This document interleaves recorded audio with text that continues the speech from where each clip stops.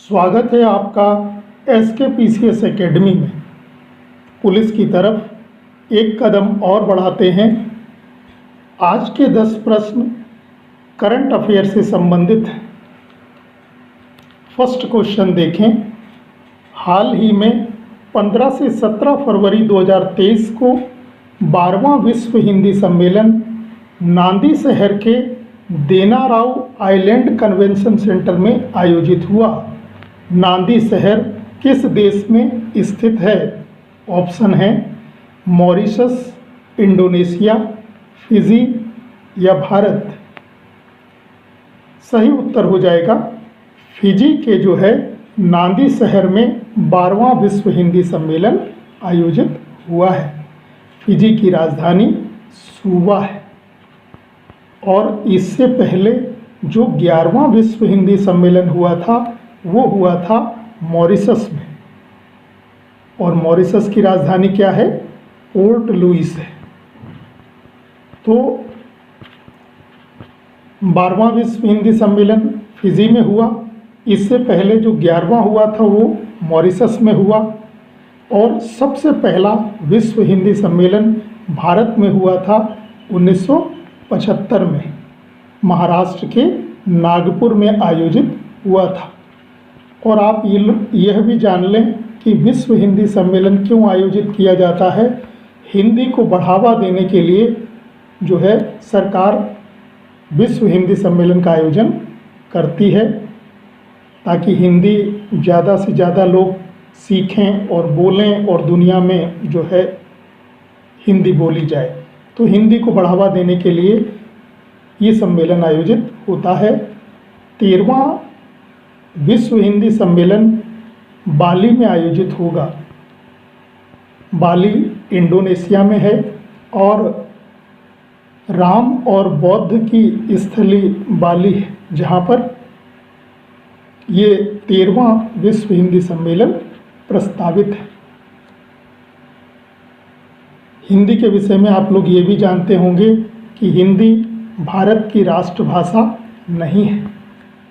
भारत की क्या नहीं है? राष्ट्रभाषा। अगर बात आए कि भारत की राष्ट्रभाषा क्या है, तो हम हिंदी को भारत की राष्ट्रभाषा नहीं कह सकते। ये भारत की राजभाषा है। क्या है? राजभाषा। राजभाषा अर्थात ऑफिशियल लैंग्वेज है। और भारतीय संविधान में कुल 22 भाषाओं को अपनाया गया है। 8वीं अनुसूची में संविधान के भाषाओं का उल्लेख है। 8वीं अनुसूची जो है वो भाषा से संबंधित है। संविधान का भाग 17 भाषा से संबंधित है। नेक्स्ट प्रश्न। ग्राफीन अरोड़ा कार्यक्रम भारत में नवाचार को बढ़ावा देने के लिए इलेक्ट्रॉनिक्स और सूचना प्रौद्योगिकी मंत्रालय सचिव ने इसका उद्घाटन किस स्थल पर किया? ऑप्शन है भोपाल, कोच्चि, चेन्नई या मुंबई। राइट आंसर हो जाएगा कोच्चि में जो है इसका उद्घाटन किया गया है। कोच्चि कहाँ है? केरल में। तो डिजिटल केरल यूनिवर्सिटी इसकी देखरेख कर रही है। तो किसको बढ़ावा देने के लिए? नवाचार यानी इनोवेशन को बढ़ावा देने के लिए ये ग्राफीन अरोड़ा कार्यक्रम कहाँ हुआ है? कोच्चि, केरल में आयोजित हुआ है या इसका उद्घाटन हुआ है। नेक्स्ट प्रश्न। सर्वोच्च न्यायालय ने इंडिया का नाम बदलकर भारत करने की याचिका अब तक कितनी बार खारिज की है? ऑप्शन है 1 बार, 2 बार, 3 बार या 5 बार। राइट आंसर हो जाएगा 2 बार जो है अब तक ये याचिका खारिज हुई है। कब कब हुई है? तो एक हुआ है 2016 में और 2020 में।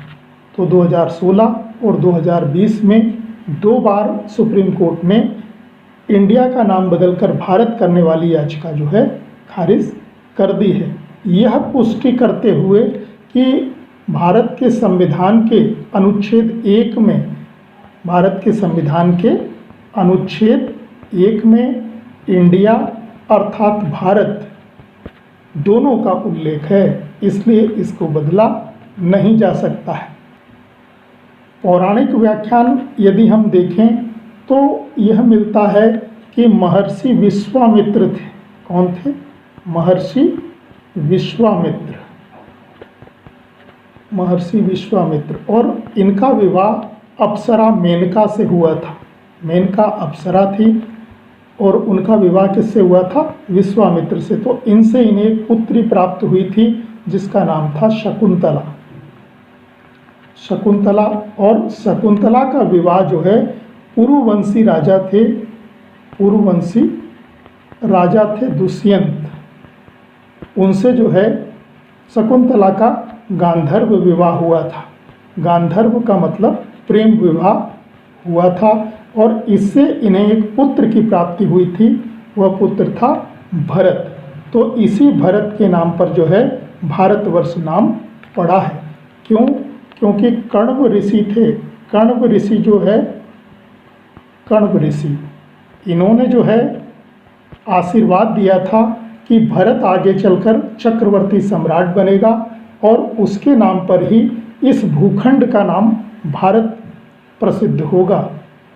वैसे यदि हम इतिहास में देखें तो अनेक भरत उल्लिखित मिलते हैं। जैसे एक रामायण में दशरथ पुत्र भरत हैं, दूसरे जो जैन धर्म के प्रथम तीर्थंकर हैं ऋषभदेव, उनके पुत्र भी भरत माने जाते हैं।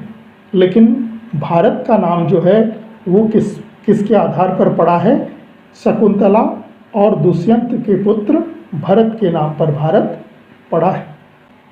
नेक्स्ट क्वेश्चन, 2024 का लोकसभा चुनाव लड़ने के लिए 26 पार्टियों के नेताओं द्वारा मिलकर बनाया गया मोर्चा निम्न में कौन सा है?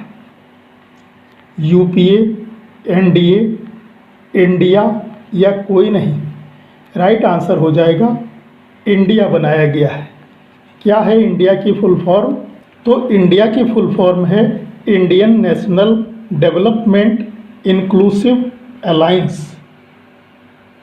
हिंदी हो जाएगी इसकी भारतीय राष्ट्रीय विकासात्मक समावेशी गठबंधन।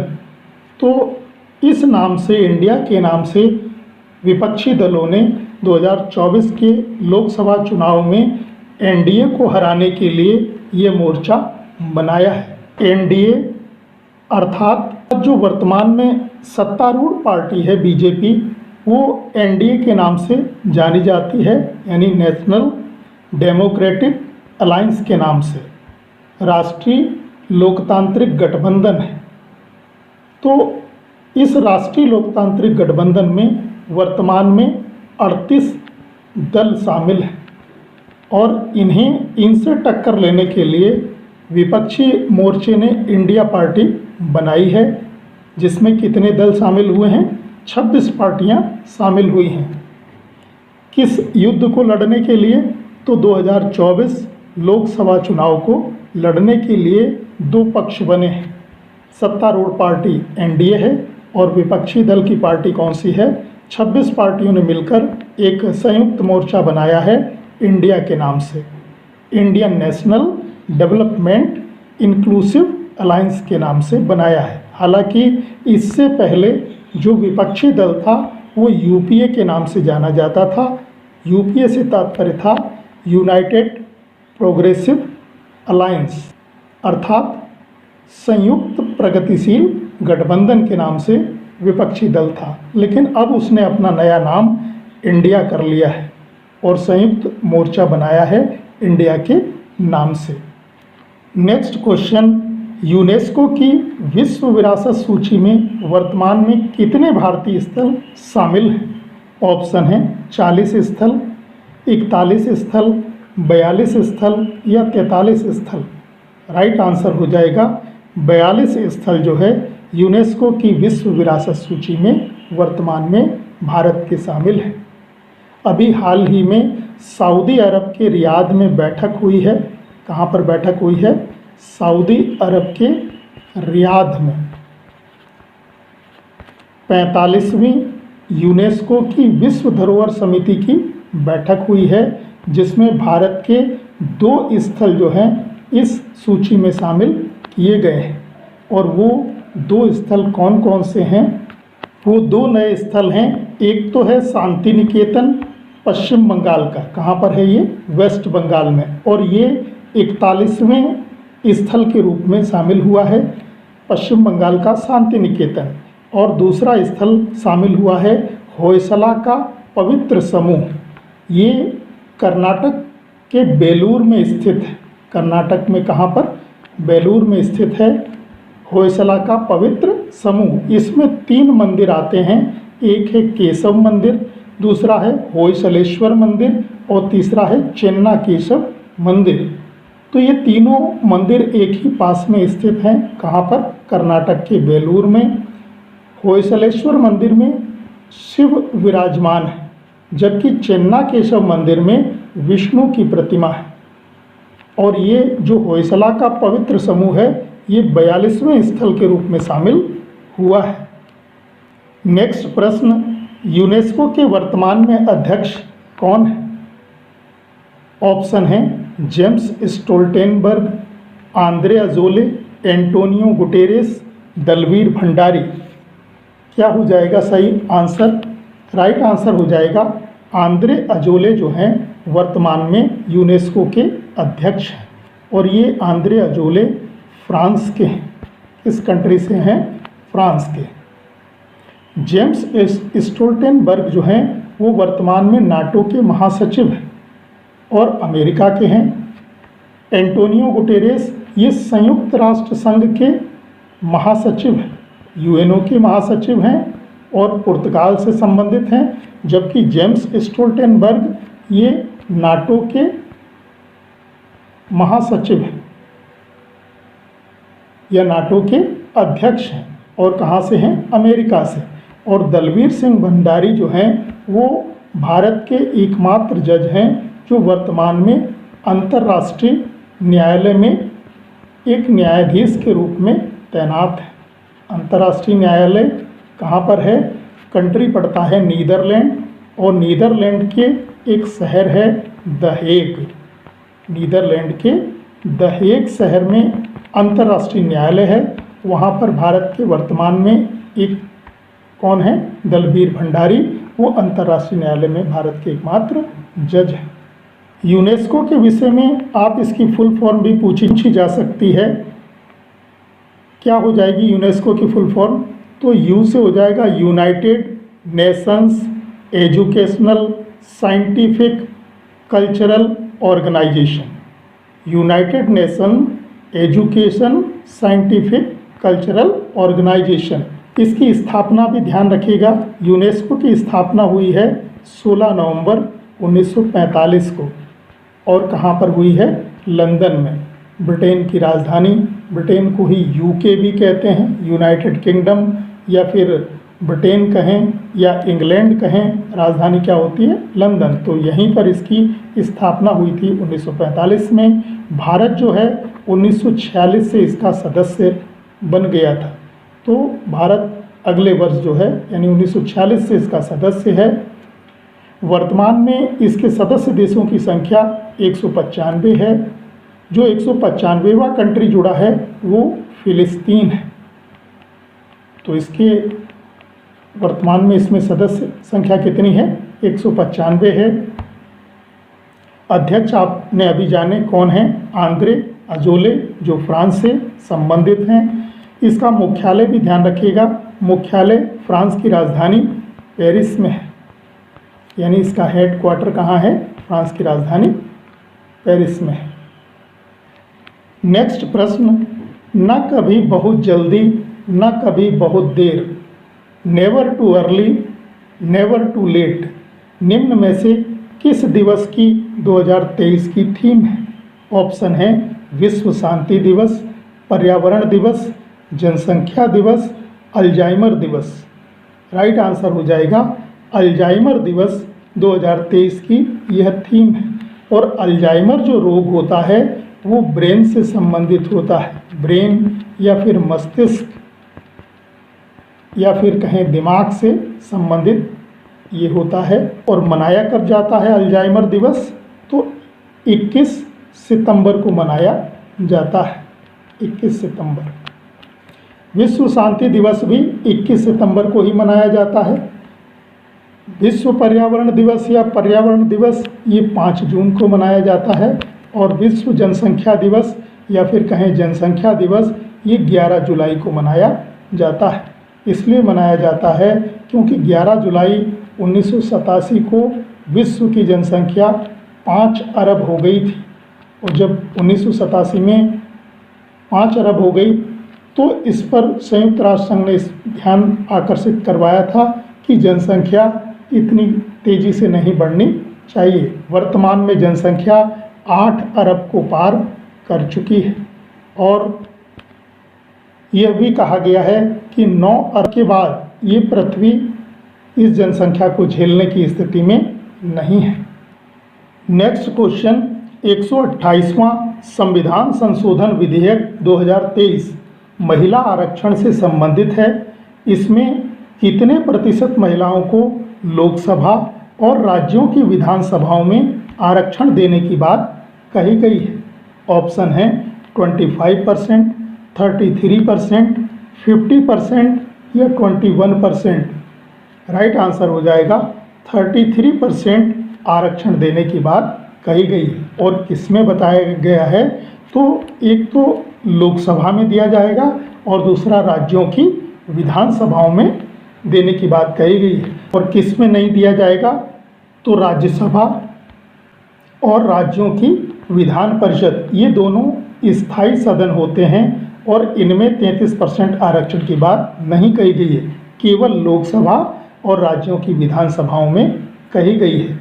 यदि हम उत्तर प्रदेश की स्थिति देखें तो यूपी विधानसभा में कितनी सीटें हैं? 403 सीटें हैं वर्तमान में और यूपी विधान परिषद में 100 सीटें हैं। तो किस में मिलेगा 33% आरक्षण? केवल विधानसभा में मिलेगा इसमें और विधान परिषद में नहीं मिलेगा। ठीक है, तो ये जो आरक्षण वाला मामला है वो 33% दिया जा रहा है और ये बिल जो है वो लोकसभा और राज्यसभा दोनों से पास हो गया है। राष्ट्रपति द्वारा इस पर हस्ताक्षर हो जाएं और आधे राज्यों का इसे समर्थन मिल जाए, उसके बाद ये कानून बन जाएगा और लागू हो जाएगा। और जब ये कानून बन जाएगा, अभी ये क्या है? विधेयक है या बिल है। कौन सा? 128वां। और जब ये कानून बन जाएगा तो इसका नाम क्या हो जाएगा? तब इसका नाम हो जाएगा नारी शक्ति वंदन अधिनियम। तो जब भी राष्ट्रपति महोदय साइन कर देते हैं और जब कानून बन जाता है तो वो विधेयक से क्या हो जाता है? अधिनियम बन जाता है, यानी एक्ट बन जाता है। इसी को कहते हैं कि कानून बन गया। और जब तक वह सदनों में होता है तब तक विधेयक या बिल के रूप में होता है। तो आप विधेयक और बिल की बारे में जान गए कि विधेयक और बिल तब तक होते हैं जब तक सदनों में उसके पास होने की प्रक्रिया होती है। लेकिन जब राष्ट्रपति महोदय साइन कर देते हैं तो वो क्या बन जाता है? अधिनियम या एक्ट बन जाता है और इसी को कानून कहते हैं। और भारत में कानून बनाने की प्रक्रिया संसद में बनती है। संसद के 3 अंग माने जाते हैं, एक होता है लोकसभा, दूसरा होता है राज्यसभा और तीसरा होता है प्रेसिडेंट महोदय। तो कोई भी बिल या विधेयक लोकसभा से पास होता है, राज्यसभा से पास होता है और जब राष्ट्रपति महोदय उस पर हस्ताक्षर कर देते हैं तो वो अधिनियम बन जाता है।